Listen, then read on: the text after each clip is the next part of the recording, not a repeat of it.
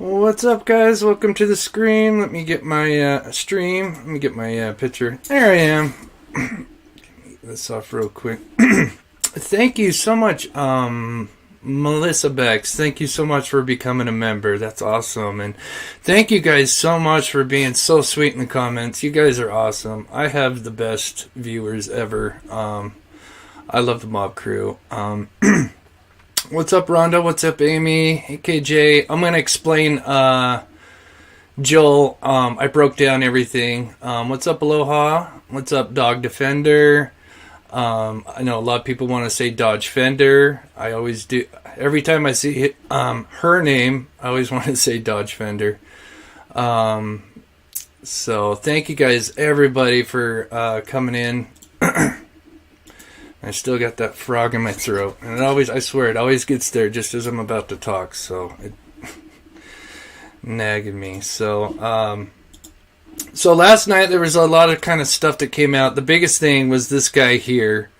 Before we get into that, I'm sorry, excuse me. So for those that are new to my channel, I'm Chris with Mob Crew. I cover true crime. Unsolved cases, missing persons, a little bit of everything. And then on all my videos, I like to introduce a new missing person case, just to spread awareness. So before we get into the big story, let's go over this gal here.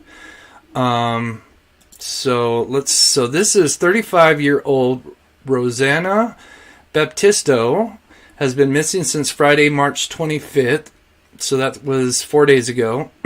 Last seen wearing black sneakers, jeans, and t-shirt with a black hoodie. Her last known location was in the area of 400 block of East Thoby Street in Sacaton at approximately 6 p.m. Hey, what's up, Amy Lee? Thank you so much. Welcome to the Mob Crew. Rosanna is described as being 5'10", weighing 215 pounds. Black hair, brown eyes. If you've seen her, contact this number. So let me just show her picture one more time. So this is Rosanna. Went missing on Friday. So there is that. Alright, so yeah, last night I went live pretty late because there was kind of we had this guy here. So he's Joel. Apparently he is a coworker or an ex-coworker who apparently worked with Troy and had some kind of inside information. And he put out a couple videos yesterday, and so kind of everybody kind of went nuts because, you know, it kind of described a little bit about Troy, and he talks about some suspicious activity. Here I am, I can't say that word again. And so the only thing is when he broke it down, he kind of got the dates wrong, and so it kind of got confusing a little bit. And so after I went live, I told everybody that I was going to break this video down and kind of explain it as the best I could. And so thank you, Amy Lee. You're awesome. Everybody here, you guys are awesome. Thank you for taking your time to watch my show. So now, the only problem with this was, so apparently he got fired, and he was kind of blaming Leadcore, and so it kind of rubbed the family the wrong way. They kind of felt like this guy just kind of came out and made a video really just to throw his ex-employer under the bus. And but I think what he says has some truth to it. I don't think he would just come out and make a video saying that you spoke with the FBI and then literally talk about the guy that talk about Troy and all this stuff and be lying about it, because I'm sure if that was the case, he would have the FBI come to his house immediately. So I think there's some degree of truth to what he's saying, and I'm sure it's kind of a 50-50 where, yeah, he wants to kind of maybe help with Naomi, but at the same time, yeah, he got fired and he's mad, and so, he's trying to throw his employer under the bus. So I get that. So I broke everything down as best as I could, and I'll go into it in just a minute. But the family put something out earlier today, so let me just read it out. So we have all seen, well, they forgot to put the L, the Joe Centillion video. I was expecting something like this. He never said that he saw anything, but he does mention some of TD, that's Troy Driver, movement. If he did talk to the FBI, the only reason he posted that was to smear his former employer. If what he says about Leadcore is true, that's messed up, but also irrelevant to finding my sister. I have full confidence in the FBI's ability to run everything like that to the ground. We as a family still are hopeful and optimistic. We have no reason to believe that Naomi is not alive. We have hope. So, I mean, that's... And I totally understand this, for sure. And I think something to take away from all this is that the FBI is involved. So that's great. It's not just local law enforcement working on a missing adult case. This is like, they've got, a lot of resources right now. So that's really good to hear. But just to kind of add to this, what the family put out. Now, out of respect, I understand what they're saying, and I would love to just, say, okay, here's Naomi's flyer. Let me pull it up real quick. Let me pull up her. I think there's a even newer flyer than this. It's got I think the reward's over 10,000. I'm sure, and it's going to grow each day. So, yes, I could just do a video and show her flyer and say, hey, let's spread awareness. But sadly, that's, the thing about YouTube is, we kind of get to, do the news, but YouTube, we can also speculate. That's what kind of brings people in, is we get to chat and speculate on things, and that's entertainment. That's the kind of thing with YouTube. This is not just, news, it's entertainment. That's kind of why people come, So in that regards, like I said, I'm still spreading awareness. And as a matter of fact, last night I had like quite a few people from Nevada come on my, come in my chat last night. And who knows, maybe some of those, chatters were new to the case. So, we are able to help bring spread awareness. At the same time, yes, we're kind of talking about different stuff. Maybe the family's not as, on board with. But so, like I said, we're going to go over what he talked about, because like I said, I think there's some truth to what he said. And so let's get into this. I'm seeing a lot of new people. Thank you guys so much for tuning in and subscribing. I really appreciate that. So I'm going to start from the beginning here, guys. Yes, and I appreciate the rainbows. Yep, the rainbows are for Naomi. So he put out a 2-part Facebook video. The first part really is what's interesting. That's where he talks about what Troy did between these days. So apparently he was hired from the 7th to the 25th is what he says. Or those are the dates he talks about anyways, between. So as you can see, I've got the calendar here. Let me move that over just in case my face is blocking it. So from the 7th to the 25th. Naomi was taken on the 12th. So, like I said, he put out 2-part video. The first part was interesting. The second part, that's the video really. He just kind of throws Leadcore under the bus. And I think if he would have not done that video, it might have might not have rubbed everybody wrong. So, anyway, so let's get into what he talked about. So it says, in the beginning of the video, he says, Troy Driver and Joel. So so this is Joel, and Troy is his mentor at Leadcore from March 7th to March 25th. The day he was arrested during this time frame, Joel feels like Troy could have hid some evidence. So that's what he kind of talks about in his video. He said there was some kind of suspicious activity, and we'll get into that. I've got some maps and stuff. So in the beginning, he says, Joel says during March 7th through the 11th, Troy and him are at the office for training and orientation since Joel is new. Which, that makes sense. If anybody's had a new job, kind of like those kind of jobs, you got to do orientation, safety stuff, especially when you're working around big machinery and stuff. You got to do a lot of like different courses before you get out there on the job site and be around all that kind of big equipment. There's a lot of stuff you got to do. So to me, that would make sense. So this is apparently, so they're in the office between Monday and Friday. And then of course Saturday is when Naomi is taken.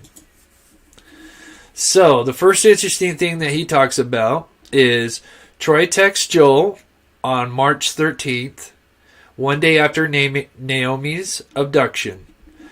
Troy tells Joel he's being subpoenaed for an underage minor on March 14th at 2:30 and would not make it to work that day. So, apparently, he says that Troy did... Now, I think they have Saturday and Sunday off. So, but I put 2 X's because he said he didn't work Sunday and he didn't work Monday. So apparently he said, Troy said to Joel that he was not coming in because he was being subpoenaed and had to go in somewhere at 2:30. So, very interesting because she was taken on the 12th and then they found her car on the 15th. So keep that in mind.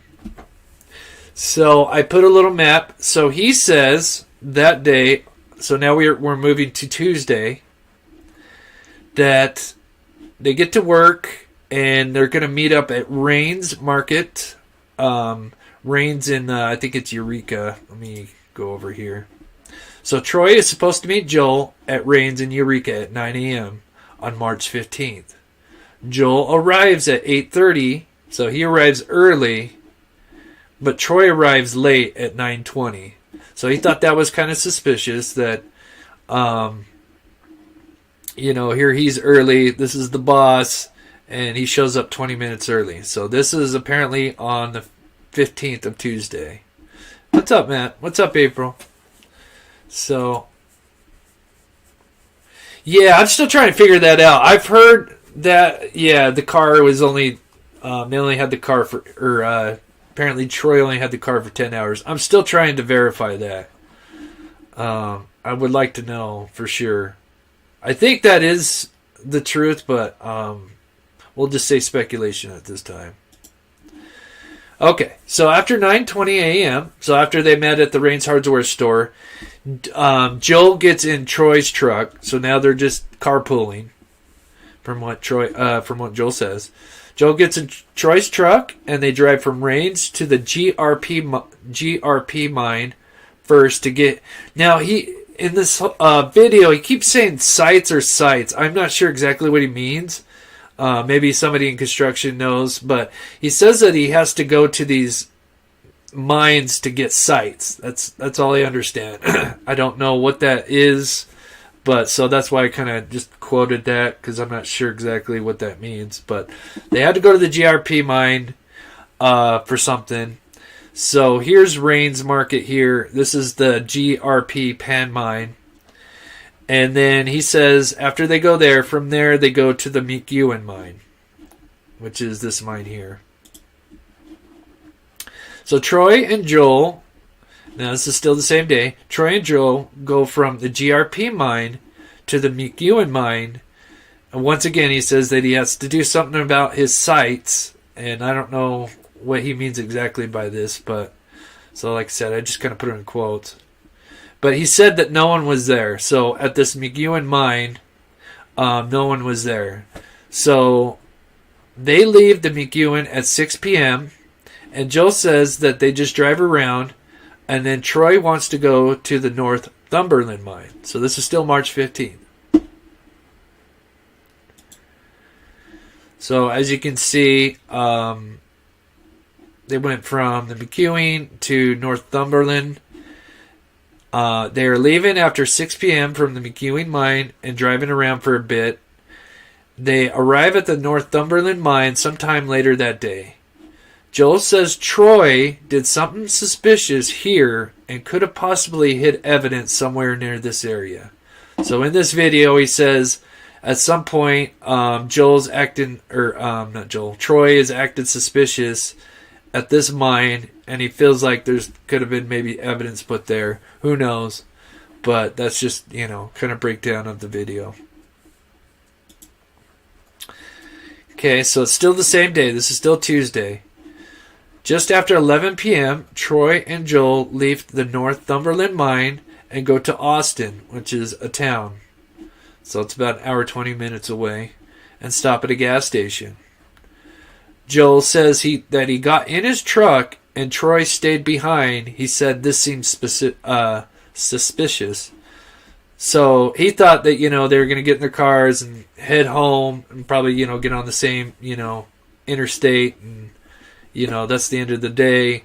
But he said for some reason he stayed behind.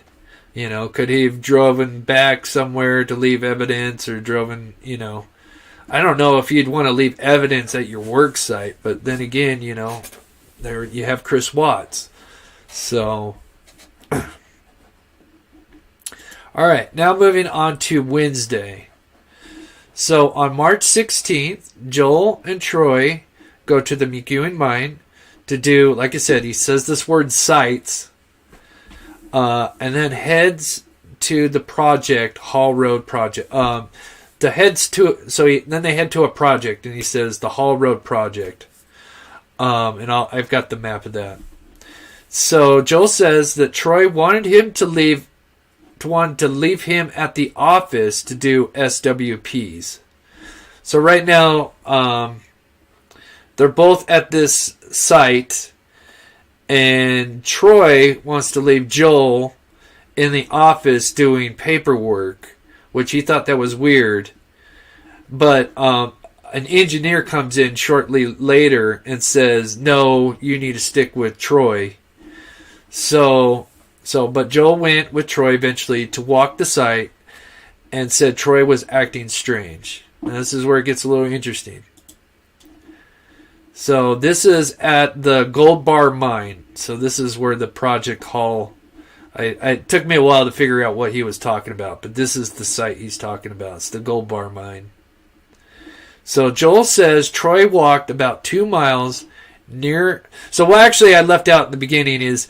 They walked together for a mile, and then he said Troy left him and walked like another mile or 2 near a tree line, and he thought it was suspicious and thought he could have been possibly dumping some evidence somewhere near the McEwen Hall Road project on March 16th before 4 p.m.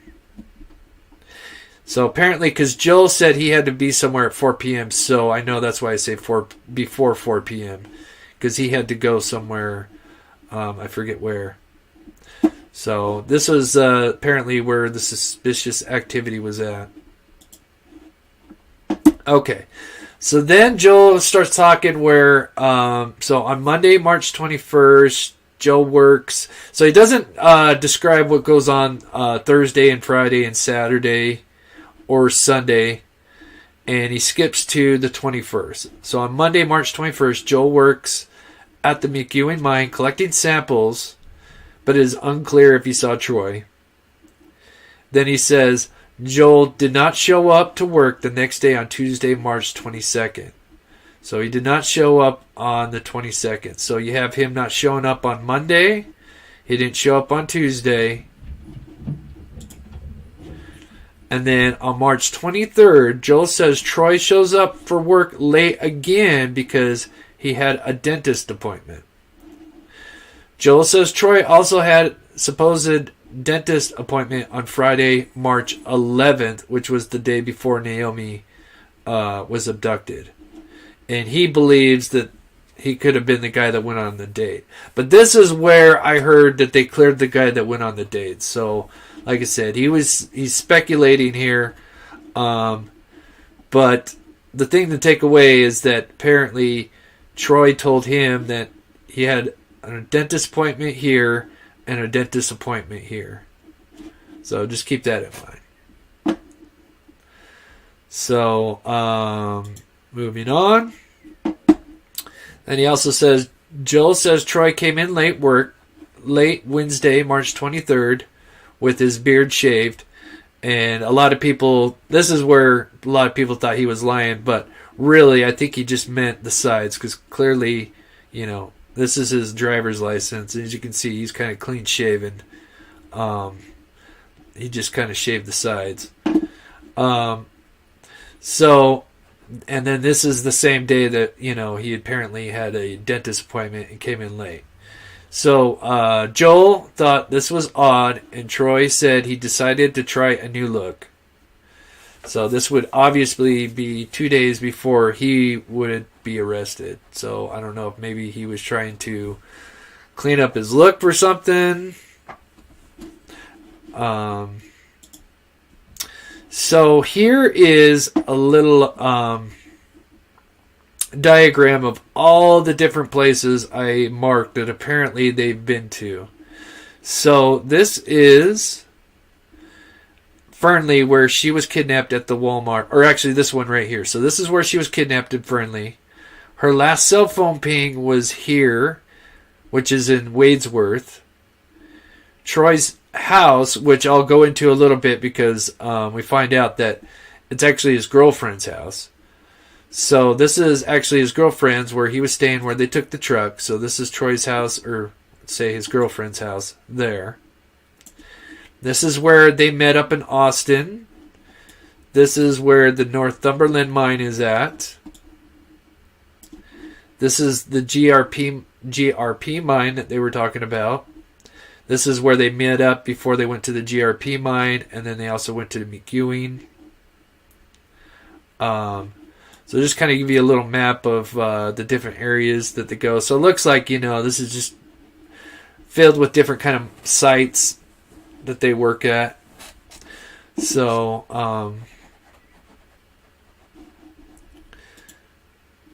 I may have missed it. Do they know why Joel was fired? No, they never told him. They just said he was fired. Some people are suspecting because he did not show up for one of his days. He did. Apparently, he called in. I forget what day it was. It was one of these days. I'm not sure, but I know he not accidentally, but he called in. So it could have been he just was a no-show, and so. But oh yeah, no problem. And like I said, this is all speculation, guys. Like I said, I just wanted to clear up what he said in the video, because when he's talking about it, he kind of says, oh, well, it's Tuesday the 16th or Wednesday the 17th. And then when he's talking about the dentist appointment, he says the 23rd, but then he says the Friday previous, but he really meant the 11th because he was talking about the day before Naomi was picked up. So I was trying to clear up everything as best as I could of what he said. And I'm not saying this is, true or not. This is just speculation, but I just wanted to clear up what he said. So if any of this is true, I just wanted to put it together as best as I could so it makes sense. And it is interesting because he does say that, he didn't show up for work for these days. This is right after Naomi. The dentist appointment kind of makes sense if that's the case, if true. And then so the square yellow boxes are the days that he worked with him and knows or says that, he was doing suspicious activity that day. So I kind of put on the map, a little legend there just to so you guys understand what these mean here. So let's take a look at what they posted recently.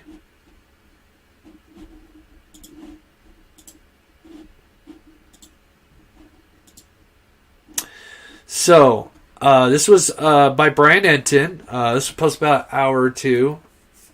I was thinking about doing that, Geneva, and then when the family talked about how they're not happy with Joel and stuff, I'm like, you know what? Maybe I better not do that. And especially if he is a witness to anything, yeah, he shouldn't really be coming out saying stuff. So, but it's out there, so But I have extended my invitation. Let me actually check my messages. Okay, I have extended an interview for the sister because she was trying to get on as many platforms as she could. So I have sent her a message a couple of times. This was just yesterday, so it might take a day or two. I know that there's a News Nation, and I think I just saw something on HLN. So we'll take a look at that video. It's like 3 minutes. We'll see if there's anything new in that. So let me just read this real quick. So this is the house where neighbors say Troy Driver's truck was found. He is the suspect in kidnapping Naomi Irion. When we arrived, a woman spotted me and rushed inside, putting together our story for News Nation tonight. So it'll be a big story tonight, and I'll probably go live after that program. So I'm really excited because I think we all love Brian Anton. He does great work. I think he did great work in the laundry case, and so then he said there's some information about Mr. Driver's current employer is a large construction company in Elko, which we kind of already know. Now, which is interesting is he says Nevada, he's apparently employed as a safety coordinator. I guess that kind of goes along with project superintendent, safety coordinator. It's kind of like a, guy that wears many hats type of thing.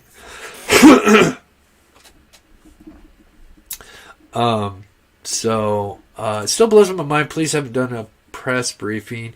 Yeah, I know. I still think, it'll be coming, but I think it might still take some time. I think they're trying to still, put some stuff together. So there's some other information, and then we'll watch that little HLN special that just came out. It's like 3 minutes.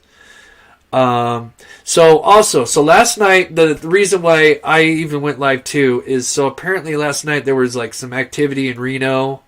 Apparently on the police scanner there was like heavy law enforcement activity. It was not confirmed, if it was related to Naomi, but yeah, Michelle. Yeah, Joe was saying, but yeah, I get that. Yeah, like I said, I definitely respect the wishes of the family. And like I said, this is, but YouTube, we get to speculate a little bit. And like I said, I could just do a video where we say, hey, here's the flyer, and let's, and then, we got to have some kind of something to talk about. So, well, we know about Tony. Okay, so we've already seen that. We already know Tony has Troy. Sorry, not Tony. Troy has a bad background. Oh, yeah. So anyway, so last night they stopped the searches and stuff, and there was supposed to be an interview with, I believe, the sister, and that didn't happen. So that's kind of one of the reasons why there was a lot of stuff going on last night, because they stopped the searches. There was some police activity apparently going on. And so people were kind of like, oh, something big happening last night. Apparently, I haven't seen anything that's been related to that. And now they're posting that the search is now back on. So it is kind of weird that they would turn off the search and then turn it back on. Let me go to the top here, and then we'll look at this HLN special here. So I'm just seeing if there's anything that's came out just since we started here. I'll have to, let me save this flyer real quick so we can show it at the end here. Looks like they got some, looks like they put some more details into this flyer. Wow, they put a lot of details in this flyer. So we'll look at that flyer here in a minute. Let's pull up this HLN and see if there's any new information here. Because it just came out like about an hour ago, so.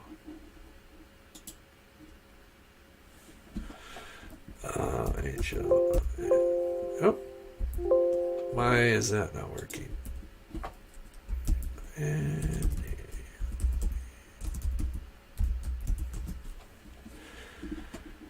okay, yeah, so it came about 2 hours ago. Let's see what they're talking about. Life moves us around some. Alright, gotta pause that. Okay, here we go. New developments in the case of an 18-year-old woman who recently disappeared outside of a Walmart. You may remember Naomi Irion, and she vanished near Reno about 2 weeks ago. Now a 41-year-old man is charged with kidnapping, but she is still missing. Authorities arrested Troy Driver on Friday, this man you see in the screen.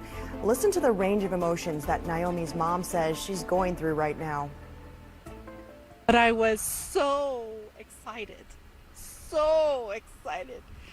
But then the thoughts started coming, what if this isn't the guy? Oh no, it says that they haven't found her yet. What if he won't tell us where she is? What if he took her life and killed her and stashed her somewhere and won't tell her? You definitely feel her pain. Police released surveillance video showing a man in the parking lot where Naomi was last seen. They say that person was allegedly seen driving away in her car. Let's go to HLN trial correspondent Jean Casares for some perspective on this case. So Jean, tell us, do we know much background about the man in custody? Well, here's what we know. As you said, this is outside of Reno. So Fernley and Fallon, which are the two cities, she was from Fernley, he is from Fallon. They're very close together, and they're these small towns outside of Reno. And we know that he's been arrested on kidnapping charges. So that means that the police, and these are arresting charges, they believe probable cause that he kidnapped her. So they believe they've got their man right here.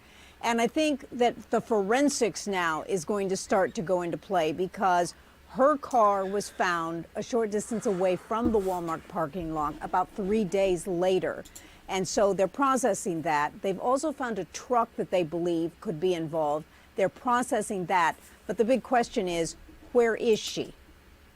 And when we see, some of the clips in the surveillance video here, Jean, kind of walk us through that, because I'm assuming that's probably a big key point of evidence that helped them catch him. Absolutely. They need the forensics too, but that's going to be Exhibit A in a courtroom. I think the timeline here is so important because she was just going to work and she was waiting for a shuttle. And thank goodness for that Walmart surveillance video. But we now know, based on social media, that she was got there at 5, began to be on social media from 5:03 to 5:23. 1 minute later, at 5:24, a man had come up to her car. He got in the driver's seat, and the surveillance video, according to authorities, shows that he's driving the car and they drive off. So there is important information that authorities really had from almost the beginning. And now that they have him in custody, maybe, he can help lead them to Naomi's whereabouts. But here's the thing, they're gonna forensically, they're gonna look for fibers, they're gonna look for bodily fluids in these vehicles, because the question is, let's say it, is she dead or alive? There have been miraculous stories where these victims are alive and they're held, they're kidnapped. And that's what everyone is hoping for, because this is an 18-year-old girl that is just beginning her life. She was going to work at 5 o'clock in the morning. Jean Casares, thank you so much. Oh, yeah, oh my gosh, yeah, watching that mother cry, oh my goodness. Oh, that just tears me. Yeah, I was just going to answer somebody's question. Yes, they do have the death penalty. So hopefully they're getting some good evidence to say, hey, if you don't talk, we're going for the whole, obviously if it's a murder case, let's hope that's not the case, but yeah, that is just tough to watch. So this is the new, let me pull it up on my thing here and just see if there's any information on this new flyer that they just posted here. Is this it? Yeah. Okay, let me just see if there's anything new, because boy, they got this thing full. So the FBI is offering $10,000 cash reward. So they talk about the timeline. So 5 to 5:30, she was abducted in the parking lot, Fernley, Nevada. March 15th, Naomi's car was located and recovered, located next to the Sherman-Williams Western plant. March 12th, Naomi's car on surveillance above left. March 15th was located and recovered next to the plant. Interesting. Is that a stock photo? No, I see crime scene tape. That's the car. I don't think I've seen this photo before, which is interesting. Yeah, March 12th. Oh, interesting. Okay. Oh, I'm so glad I looked at this. Okay, you guys probably can't read it. All right, so this is confirmed. Okay, because I've always wanted to know this because I've not seen anything like confirm this. So March 12th, recovery footage. So that means the same day that he took the car, he did drop it back off. So that is, like I said, I have not seen this photo before. This is new. So that's very interesting. So that means he did, because I've heard that he only had the car for 10 hours. So, because when this first came out, it made it sound like he had her car for 3 days because, they didn't find it until March 15th. So it sounded like he got into the car with her and then, drove off. Something happened and then he brought the car back 3 days later. And then, that's when they recovered it.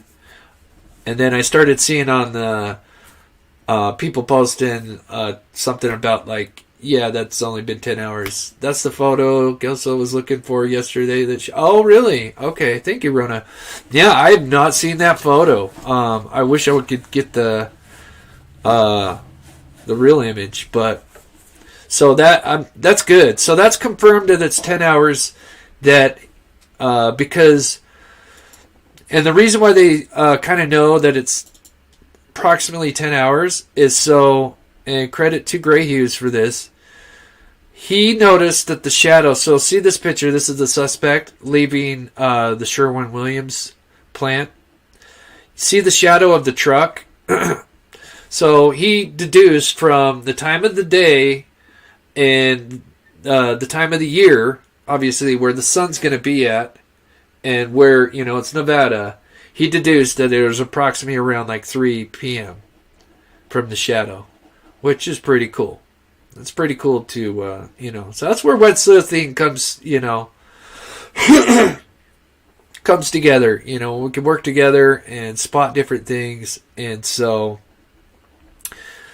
you can tell by the shadow that the sun is in a certain spot, and this is approximately 3 p.m. If he took her car at 5:30, he had the car for approximately 10 hours. So, pretty cool. So now the question is, where did he go for those 10 hours? He could only go maybe 4 hours one way, to be able to get back and drop this car back off. Let me pull up. Let's take a look at. Let's close this real quick here, and let's back out here. So this is approximately his neighborhood, real quick. I was trying to find his house. It's somewhere in here, or his girlfriend's house, which we're learning. So.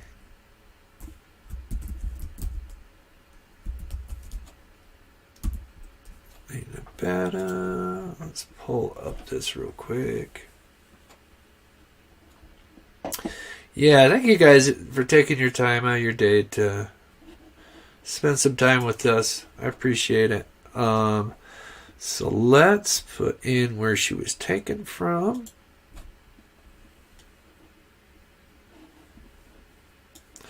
So like I said, he lives here, or he lives with his girlfriend here. He drove to Fernley. And I think, in my opinion, I think he might have been communicating let's just say if this, what Joel was saying about this whole, him having a issue with a minor, being subpoenaed. Has he been trying to catfish people or something? And so let's say those two have been talking on, Tinder or something. Because it seems like he kind of knew her schedule, I'll play the video real quick and then I'll show you where her cell phone last pinged. But let me just show you the video. I know most of you have seen it, but... An 18-year-old vanished from a Walmart parking lot in Nevada around Reno. More than a week ago, though, Naomi Irion was there around 5 in the morning. She went there to catch a shuttle that takes her to work near Reno. Investigators released this new video of a man who's walking around in the parking lot at that time. Come and look. And police say he was then seen driving her car out of the park. It's almost like he knew that there was, it's almost like he knew her schedule, It's very interesting, because he parked his car, he parked his truck, have the map and stuff up at the same time. Let me back it out here. Because that's the wrong Walmart. I apologize. So he parked his truck right here, somewhere over here, and then this is where her car was recovered. So he walked all the way here, knew that Naomi was going to be coming out at some point, and as we finish this video here. Lot. Now, these surveillance photos were taken just before Naomi disappeared. Now, her car was found days later, abandoned near that same Walmart. I want to welcome Naomi's older sister, Tamara Cartwright, with more on this search. Tamara, how are you holding up? You must be sick with worry. Yeah, every minute without my sister is a minute full of unspeakable pain. Yeah, I'm going to see if I can find anything in it, because that would be interesting to know. Just showed the audience. What did you think or notice when you Yes, saw good this question, video of a man Jessica. who was walking the parking lot? Anything about his behavior that you noticed? There are a few things that I noticed. When he's up in the upper right-hand corner and the car comes by, it seems like he goes to hide behind another car, which is very suspicious. That's near the beginning of the surveillance footage. No, Coco. Kiko. Even though my sister's car is cropped out, my family knows exactly where her car is on this footage. And near the very end, he walks more towards the camera, towards the bushes. Then he turns and he squares up his shoulders and plants his feet looking directly at my sister's car, like he's a predator looking at his prey. And it's just one of the worst things I've ever seen in my life. Did your sister ever express fear about going off to work so early in the morning and waiting for a shuttle in a parking lot, or no? She never seemed afraid about that at all. When's the last time you spoke with her? I talked with my sister on the Thursday before she disappeared over Snapchat. Yeah. And she was active on social media even that morning. Police said that at 5:23 she was active on social media, and that the surveillance video shows at 5:24 the car apparently being approached. Tell me a little bit about, well, your sister, what she means to you, what she's like. So, yeah, it's going to break my heart if I play that part, because she kind of breaks down. So, yeah, I don't know, but it sounds like, Sofa, that, I've seen a lot of people come forward on Facebook, a couple of different women come forward and say, hey, I've seen that guy. He was stalking me at one point, made me feel uncomfortable. So I think, just seems like, I don't know, maybe, he was, yes, Quentin. Yep, I love that. Lewis, I agree 100% with what you just say right there. Exactly. Hey, Lil B. Exactly. So if he had the car for 10 hours, that means, yeah, he could probably only go, because you got to think that if, something happens. So he can only go one way, maybe 4.5 hours tops, because obviously, you interaction happens, going to take, an hour or so. So, yeah, he can only really go maybe 4 hours one direction. So, yeah, there would be like a 4-hour radius, which sadly, Nevada is not that big. So really, it is pretty big. Because so where I'm in Salt Lake, it actually only take me about 6 hours to get, maybe 7 hours to get here. But still, that does give us, a window to work with. I totally agree. But what I find interesting is that her cell phone apparently last pinged here. So somewhere they clearly ditched it. They clearly took some kind of route through here and disposed of the phone or destroyed it, because that's where they last the cell phone last pinged. So it definitely went this direction in the beginning. Where to? Who knows? Now, Reno, let's see. Because apparently there was some stuff going on in Reno. Oh, Okay, so here's Reno. Now, this would kind of make sense. So, let's just see what the time frame is from Fernley to Reno.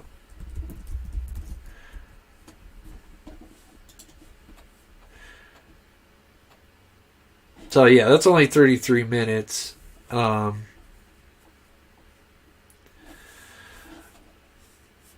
Let's see if there's anything about where they're searching. Oops, I didn't mean to hit home. Thank you guys so much for subscribing. Let me just take a peek, see if there's anything new. Because they said the search was going to come back on. And so I'm really curious to see if they've got some areas that they're interested in searching.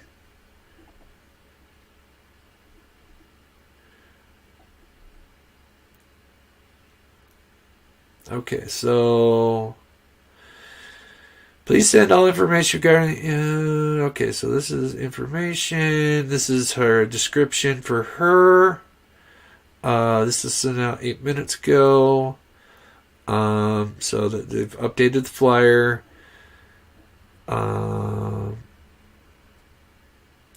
Yep, I pray the Manny.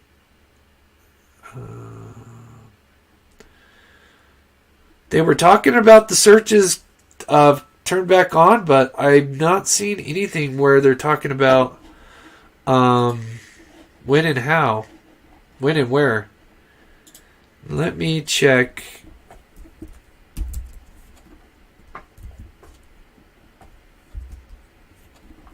The group I'm in and see if there's anything new.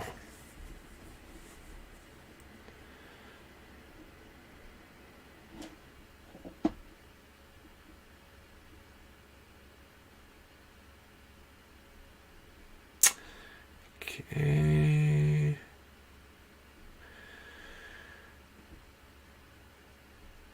Don't see anything here. There's a couple of different groups, so I need to. And this one's not as big. So, this is interesting though. Okay, so tomorrow, the bail hearing for Troy Driver will be held at the Township Justice Court, Main Street in Fernley, Wednesday, March 30th at noon Pacific Time Zone. The courtroom will be open to public and news agencies. It's set up for a large screen. Mr. Driver will be physically located at the jail for a hearing and will appear on Zoom at the courthouse. We will send the Zoom link after the court hearings Tuesday morning. Interesting. We will send the Zoom link after the court hearings. So yeah, we'll have to, excuse me, definitely take a look at that tomorrow. Let me see what you guys are saying real quick. So I was hoping, if you guys know anything about the search, let me, if you guys have any information about the search, I would love to share it with people, just in case if they want to be a part of that. What about trial driver is pleading not guilty? Probably says he has no idea about anything. I don't like he's going to get bail. Yeah, I don't think he'll get bail. Yeah. I mean, I can't say for sure, but I don't think so.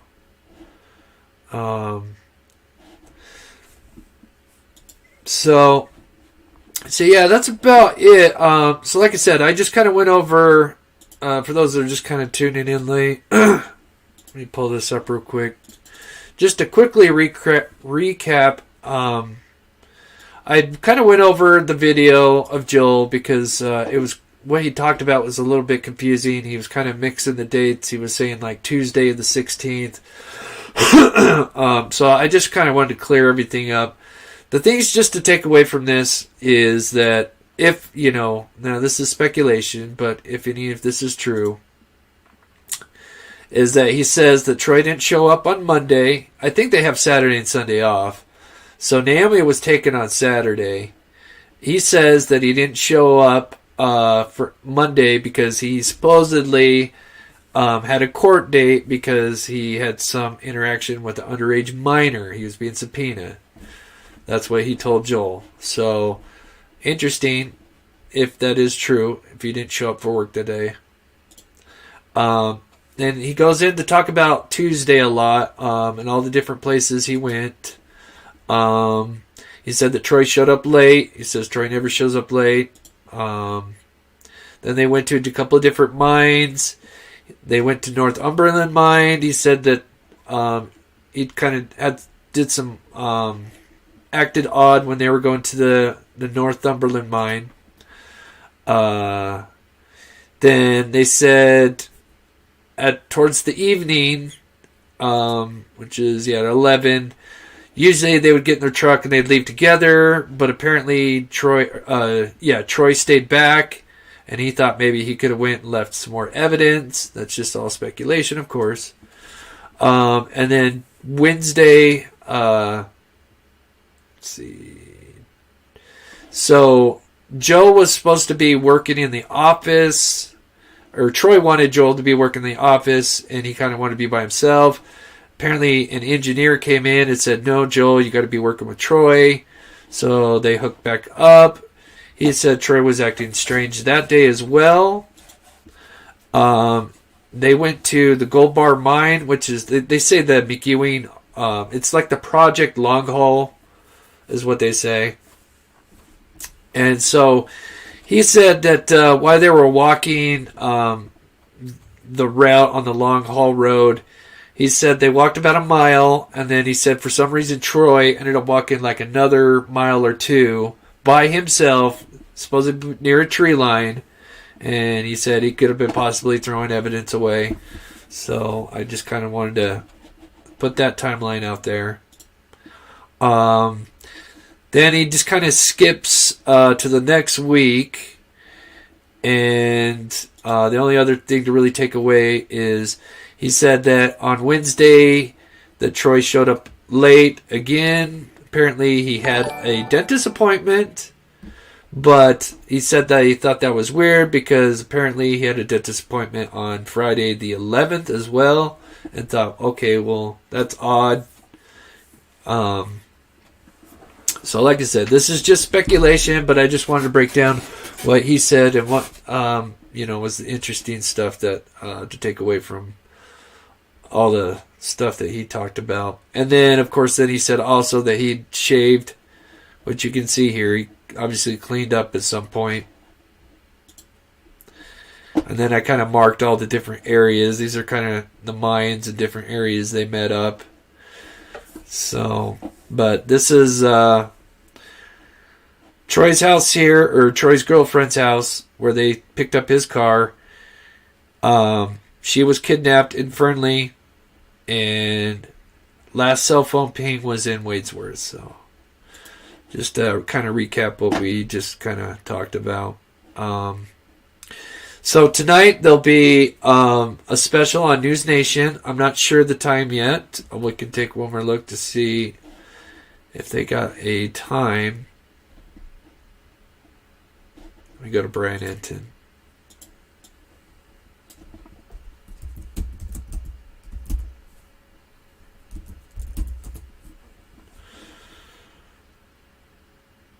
Apparently they have an interview. Okay, so let's see. News Nation tonight. Okay, so it says tonight, March 29th. He doesn't put a time though.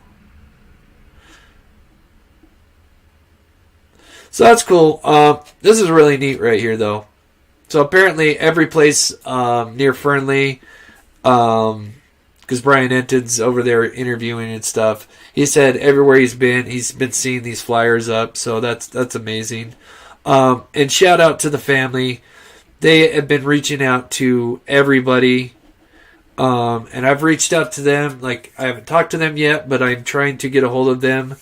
The sister, so I can interview her, because she's trying to get on as many platforms as she can. So if by chance any of the family members do watch this, I would love to have you on. You can email me, DM me. I would love to help spread the awareness and interview.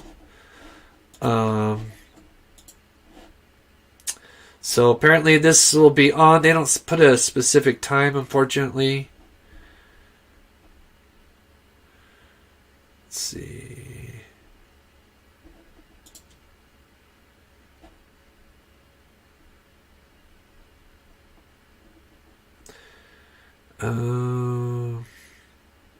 No, just those pictures there. So, anywho, but after they do the special, we'll probably go live so we can just. Oh, it is usually. Yeah, I was gonna say thanks you, Angel, for Justice. Yeah, I was gonna say usually they do have it around a certain time, and I just couldn't remember. So you say it's usually at 9 p.m. Eastern Standard Time. Okay, so that's cool. So that would be 7 p.m. my time, 6 p.m. Nevada time. So I don't know international times though, so I apologize. But so yeah. So anyway, I think that'll do it for now. See, I was gonna think there's something else I was gonna say, but let me just see what you guys are saying. Just if there's any questions. Do we have confirmation that Troy was arrested at work? That's what. So apparently, from Joel, he says that he was arrested at the office. So if what Joel says is true, then, but I guess we can only speculate at this time. Yeah, 18. I'm just kind of checking here. Yeah, very beautiful family, Miss Wells. I mean, they're doing everything they can, trying to get on every platform they can to spread awareness. Just absolutely devastated. And the only other thing I would like to just say for all you ladies out there is you can't put a price on your life. And I'll share a little story. I mean, I don't mind if you guys leave, but I'll share a story for you guys that want to stay, just for a quick story. So this is a keychain, obviously, and this is a little pepper spray thing. I think it cost me maybe $10 at most. I got it off Amazon, and I'm sure you can find it at some local stores too. Little pepper spray thing, and it's just got a little safety, thing right here. And so just to give you an idea of just what one of these things can do. So I used to work at a bar called the Westerner, and at the time it used to be one of the biggest bars. And let me, while I'm talking, let me put her flyer up, just so. Let me put her flyer up, so while I'm telling you guys this story. Okay. So anyway, so I was working at a bar called the Westerner, and one of the bartenders had one of these on his keychain, and for some reason he had his keychain up near where the bar was, where people were drinking. Now, I was the door guy. I checked IDs because I had just turned 21, and I thought about getting into bartending, and so the first thing to be able to do is I'd have to just get my foot in the door, so I was checking IDs. So I was working towards the front, and this, just to give you an idea how big it is, it's got like 9 bars in it, 9 different bars. As the biggest, at the time it had the biggest dance floor, so it's a big bar. Maybe 300 people plus, it could fit easy. And during this time, the AC didn't work, so we had all these fans, industrial fans, sitting around the bar and stuff. Now, next to me, I had a security guard kind of, watching who came in. He's kind of here to protect me and just anybody that's coming in or out. And anyway, so me and him are kind of chit-chatting because we sit next to each other and everybody's having a good time in the bar. And all of a sudden, I start hearing some commotion, and I start to see people kind of like covering their face running out the front. And it's kind of like, well, that's kind of weird. And at the same time as I'm starting to hear this commotion, my security guard his face just starts going immediately red, and he's like choking and coughing really bad, and it starts freaking me out. And so I'm like, what the hell is going on? And while I'm watching him choke and his face is red, more people start screaming and are running out. And I'm like, oh my God, is there, something, what's going down? Is there anthrax or something? And like I said, the more people are running out, they're like covering their face, they're coughing. And I'm like, holy, something's going down. And so I check on the security guard because he's like choking and his face completely red, having a hard time breathing. And then you start hearing the fire department pull up. And so literally the whole bar ended up getting cleared out. And I still had no idea what the hell was going on. Then finally, people started talking. And apparently what had happened is somebody, one of the people that were drinking, had too much to drink, thought that one of these was a lighter. And so they had was holding the button down because they were trying to light their cigarette. And was literally releasing the pepper spray. Now, from where I'm sitting, it's like 30, 40 feet away. But yet, just from one can, cleared the entire bar out. And this guy next to me, I swear to God, the security guard, and find out he's allergic to pepper spray, obviously. I swear to God, he nearly died. And so, of course, we had the fans going, so it circulated this pepper spray through the entire bar because the AC was out and we had all these fans. So, of course, it circulated it. But just one of these could clear out 300 people plus. Just to give you an idea. So, yeah, just like what Aloha said, it'll take your breath away. It didn't affect me, but obviously I wasn't sprayed. But it just goes to show, it can do some work. So you can't put a price on your life. For everybody, ladies especially, go out and get one or a gun. I'm not a big gun guy, so but yeah, so.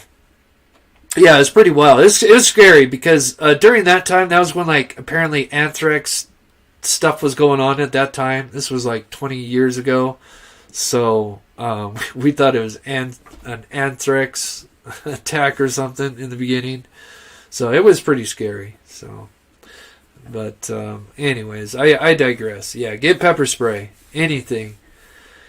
Can't put a price on your life. So anyway, we can't have them in the UK? That's crazy. You gotta have something. That's crazy. Then get a knife, I guess. Amazing my husband has no reaction. I felt tingle in my eyes. Yeah, some people do. Yeah, some people are kind of immune to it, but I think most people, yeah. It's gonna knock some people on. Yeah. Wasp spray in a car, it reaches 20 feet. Ooh. Yeah, that's not a bad idea. Ooh.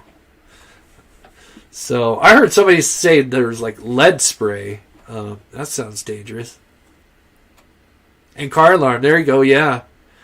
So, anyway, guys, so I appreciate you tuning in. I'm really interested. Gosh, if anybody has that photo, too, I would love to look at this photo. Because I was always wondering, because like I said, I'd seen messages, but I hadn't seen any proof about when this car was, officially recovered. But clearly this is during the day, and it says March 12th. So, That's awesome. So I carry my mini camping hammer. Yeah, anything. Bear spray, yeah. Yeah, anything. Lead spray, yeah. Goldie.